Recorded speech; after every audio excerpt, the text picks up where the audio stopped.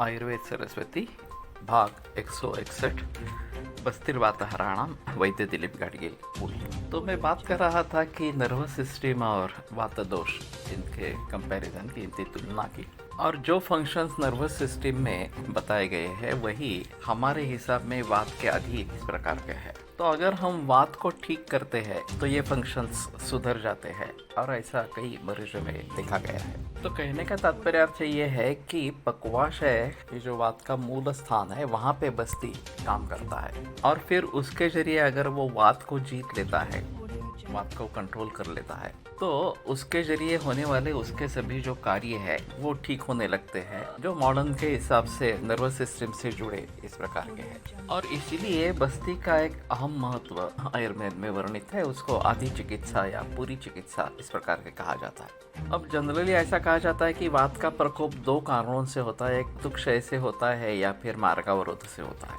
धातुक्षय जनित वात प्रकोप जो है उसमें ब्रूहण इस प्रकार की अपेक्षा है, लेकिन अग्नि को देखना चाहिए कि धातुक्षय कैसे कम हो जाए, धातुक्षय धातुओं की वृद्धि कैसे हो। ये अगर देख पाएंगे तो उसमें वात के ऊपर काबू हम पा सकते हैं। और दूसरा मार्गावरोधजन्य है कि जहाँ मार्ग में अटक जाता है कहीं वायु इस प्रकार से, तो उसके जरिए उसका प्रकोप होता है और फिर उसको जीतने के लिए वो मार्गावरोध को दूर करना जरूरी होता है। मेरे पास एक कैंसर की मरीज आई थी जिसको इसोफेगस और स्टमक इसके बीच में कैंसर था और थोड़ा अजीब मेटास्टेसिस था लेफ्ट ह्यूमरस यानी कि बाएं हाथ में और राइट फीमर यानी कि दाहिनी इस प्रकार के पाँव में ये मेटास्टेसिस था। खाना बिल्कुल नहीं जा रहा था, पेट साफ नहीं आ रहा था और सीवियर दर्द था। जब उसको लाया गया मेरे सदाशिव पटेल वाले क्लिनिक में, तो 4 लोगों ने गद्दिया एक चद्दर पर डाल के उसको उठा के ऊपर लाया और वो जोर जोर से रो रही थी,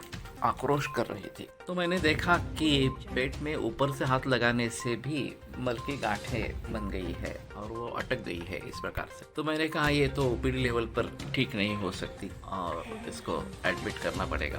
तो पुनर्वसु चिकित्सालय पुणे में उसमें हमने एडमिट किया और फिर बस्ती की शुरुआत की। थोड़ा नाभि प्रक्षेप, पेट को इस प्रकार का रेरंडी का तेल लगाना वगैरह वगैरह ये बातें की। और जैसे मल निकलने लगा वैसे उसका दर्द कम होता चला गया और एक हफ्ते में पेन पूरी तरीके से बंद हो गया। वो टिकी नहीं क्योंकि ये बहुत ही खतरनाक इस प्रकार की थी बीमारी, लेकिन शांति से मरण आया।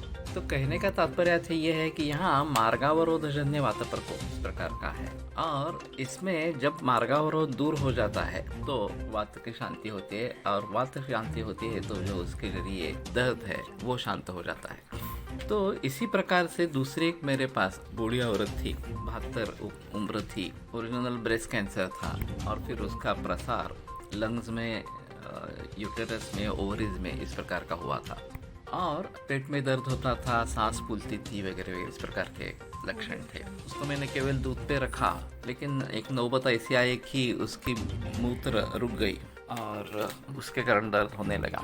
तो उसमें एक क्षार का एक प्रयोग करते हैं, तो अभ्यंतर क्षार उसको दिया तो उससे पेशाब खुलकर आई और फिर दर्द कम हो गया।